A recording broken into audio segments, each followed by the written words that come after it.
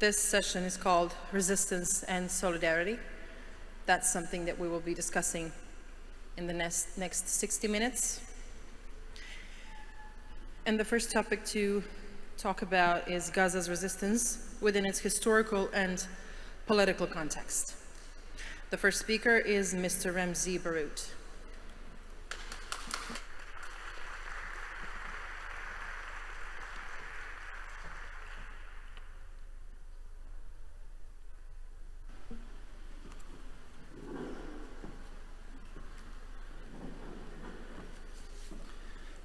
Assalamu alaikum wa rahmatullahi wa barakatuh. Good afternoon. Thank you very much for the kind invitation, but also thank you for all the incredible work each one of you has done for Gaza in the last 2 years. Gaza has proved to be the litmus test of humanity, of morality, of civil society, of international law. If it were not for you as a representation of civil society globally, if it were not for you, Gazans would have been the only line of defense against Zionism, against colonialism, and against genocide. You made it possible by creating another line of defense for the Palestinian people. The Palestinian people are not only grateful, but they are also hoping that this movement that was created against the genocide in Gaza will not be a temporary movement that will be dismantled with the assumption that the genocide is over. The genocide is not over. It manifests itself in so many different ways, and the very reasons and the historical context that created or led to the genocide in the first place is still there and will be there until Palestine and the Palestinian people are free. So please don't stop speaking out, don't stop rallying, don't stop centering Palestinian voices, and don't stop creating the momentum that is forcing Zionism as the racist ideology that created Israel from imploding. You are making this happen, and again, Gaza is at the front line of this struggle, not just for the sake of Gaza and Palestine, but for the sake of humanity at large. I was born and raised in a refugee camp in Gaza called Nusayrat. You must have heard so much about Nusayrat in the last 2 years. Unfortunately, much of what you must have heard is affiliated with massacres in Nusayrat. Many of my family members were killed in Gaza, over 110 people as of last year. I stopped counting because there was no point of counting, and because all of Gaza is my family, and I think this is something that is shared by Gazans as well and Palestinians as a whole. We are all one family, and the loss of every family is my personal loss as well. I grew up in a family that was made of a father who was a former freedom fighter, although I believe that my father was a freedom fighter as much as my mother was a freedom fighter, despite the fact that freedom fighting did not necessarily always take place carrying Kalashnikov. They fought for survival, they fought for existence, they fought for their identity, they fought for self-assertion, they fought for their culture, they fought for their religion, they fought for their history, they fought for the prosperity of their family and for their children, and that, by definition, makes every Palestinian in Gaza a freedom fighter, and every Palestinian who is standing up to colonialism and military occupation. One time, I believe it was just before the first Intifada of 1987, I think I was about 10, 11 years old. I saw an Israeli jeep speeding through the refugee camp. And they were going at an exceptionally high speed. And then after that, I saw 2 Palestinians. They were masked, and they were running at very high speed as well, hiding in the graveyard. We call the martyrs' graveyard in the center of Gaza. Those from Gaza know what I'm talking about. And I asked my dad who these people are. He said they are members of the Islamic Jihad.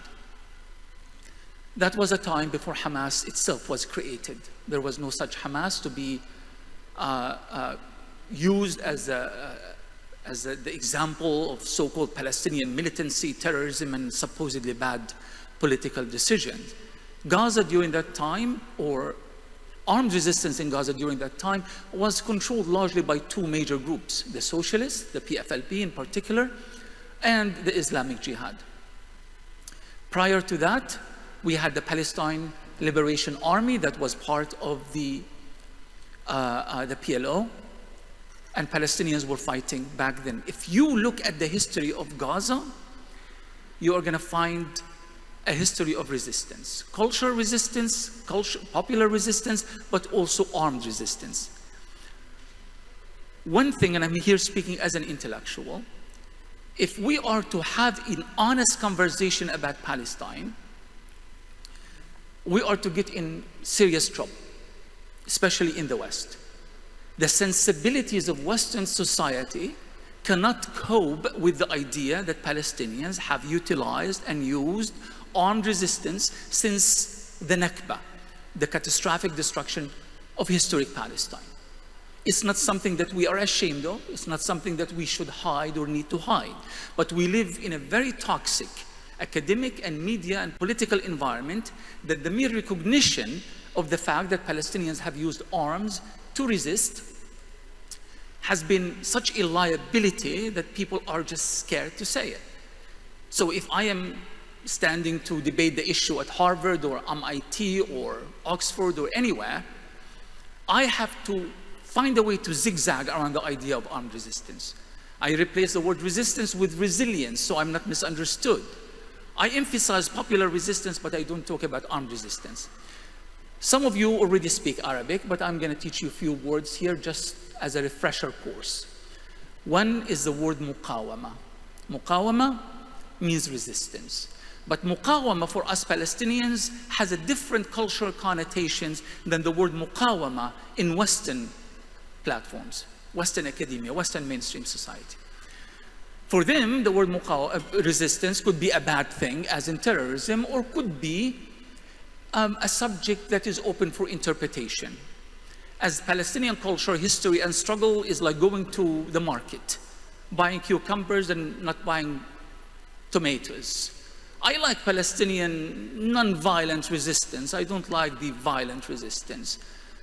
I like peaceful resistance, but I don't like this other form of resistance. Well, let me tell you some maybe bad news for some of you. In our culture, there is no distinction between the forms of resistance. For us, it's only called muqawama, and we express that in so many different manifestations. We're not shying away from it, and we are not hiding it. And the reason is that if we do, we are denying not only a fundamental right of our people as a liberation movement fighting for its own survival, but also freedom and justice, but we are also being dishonest about Palestinian history. You see, the problem for Israel is not the armed resistance of the Palestinians. The Israelis have understood something that many of us, especially in the West and so-called progressives in the West, still don't understand. Israel understands. Israel knows that resistance in Palestinian society is not just about arms. When they come and say, Palestinians should give up their weapons or hand over their weapons. What weapons? How many tanks do we have? How many fighter jets? How do you even count? What are the weapons that are being given and what are the weapons that are still in the tunnels? Most of the weapons that are being manufactured in Gaza right now are being repurposed from the unexploded armaments thrown by the Israelis at the Palestinian population in Gaza. If you want us to give away our weapons, if you want the Palestinians to give away their weapons, stop lobbing your bombs and your missiles or the Palestinian population in the first place, because there would be no weapons to be repurposed. So the issue here is not about the legitimacy or lack thereof of Palestinian weapons and Palestinian resistance. It's a diversion from the main issue. What pushes Palestinians to resist in the first place? Take away from us the reason that makes us resist, and we will not resist. And when we resist, do please try to understand that we do not cater our resistance to your sensibility. We resist because nobody came to our rescue. I was, as a child, I was told, my father was a communist, but who was also an Arab nationalist. And he told us, like many men in his generation, that the Arabs will be coming to liberate Palestine. The Arabs are coming. So as children, we thought it's just a matter of time before the Arabs show up. And nobody showed up. I actually do remember one time taxi drivers in Gaza, because you know, you have to feel bad for these guys. They are going around in a circle in this tiny little place. So they start spreading rumors just because they are bored, I guess. And one time the rumor was that the Algerians are coming, and they are coming via the sea. As children, we all rushed. It was during the first Palestinian Intifada. Again, we were being shot and killed for simple protesting the Israeli occupation. We were desperate for an outside help. We went to the beach and we waited until sunset. We saw absolutely nothing in the horizon but the Israeli Navy ships.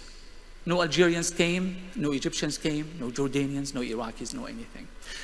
So this generations of Gazans is different than our generation. My generation, that of the first Intifada, we learned the alphabets of self-assertion. We went to the streets and we threw rocks at the Israeli army. I wasn't very good at it, but the idea is that we needed to assert ourselves that we have agency. We are a people who are capable of speaking for ourselves. We cannot marginalize, and even though we have been betrayed by our Arab brethren, we are capable of rising and taking a moral stance. And we did. But this generation is even tougher than our generations. They took that realization to a whole new level. Nobody is coming for your liberation. As Che Guevara has said it, before there are no liberators, the people liberate themselves. So the Palestinian people have been in an active process of self-liberation. Do not blame the Palestinians for taking that moral stance after 77 years of complete marginalization and betrayal and international conspiracy by the US, Israel, Zionism, and the whole Western bloc to, in the words of Jared Kushner, for the Palestinians, they can only have one option and one option only: to put up or what is the right term? To put up or to shut up. Well, we neither put up nor do we shut up. And that's why what happened in Gaza happened. It was the outcome of our own failure. So don't blame the resistance for our own failure, and don't put the Palestinians once again in the corner to self-justify and to explain and to apologize for not behaving that the good victims that we needed to behave. And those who are expecting Gaza to be good victims, you know nothing about Gaza. You know absolutely nothing about Gaza. 1948, the Palestinian Nakba. You have hundreds of thousands of people being pushed out of historic Palestine. 250,000 or so of them came to Gaza. Within days, they formed groups called the Fidaiyin. That's before ideology. That's before politics. That's before Hamas, Fatah, and clashes and disunity. The Fidaiyin were peasants. They were fallahin. My uncle was a member of the Fidaiyin.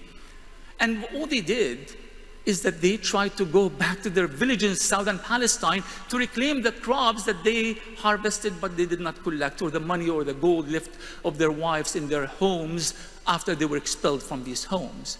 That was the Fidaiyin movement. That evolved over the years, but there has been no time in history in which Gaza did not resist, in which Gaza put up or shut up. It never happened, and it will not happen. And the reason that I have always been saying that Gaza is the center of Palestinian history, is the core of Palestinian history.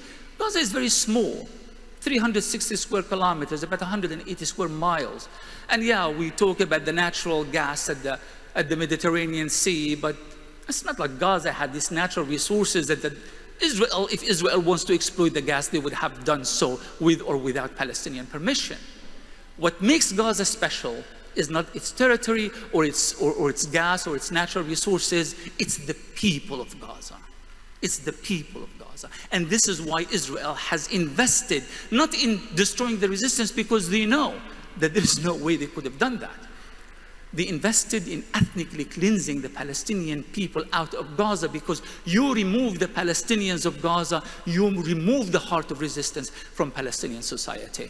The fact that we are still there, the fact that the people are still there, even though they are sitting on the ruins of Gaza, the ruins of everything, the mosque and the church and the school and the university and the home and the kindergarten and the art gallery and everything in Gaza, the fact that they continue to do so, it means that the Palestinian people, the heart of Palestinian resistance is still beating.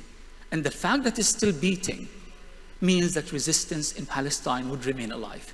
Yeah, feel bad for the Palestinian victims, feel bad for the innocent children who were pulverized along with their families. Thousands of them are still under the rubble. Feel bad, because we are human and you should feel bad. But don't think for a minute that resistance in Palestine will stop under any circumstance. Thank you.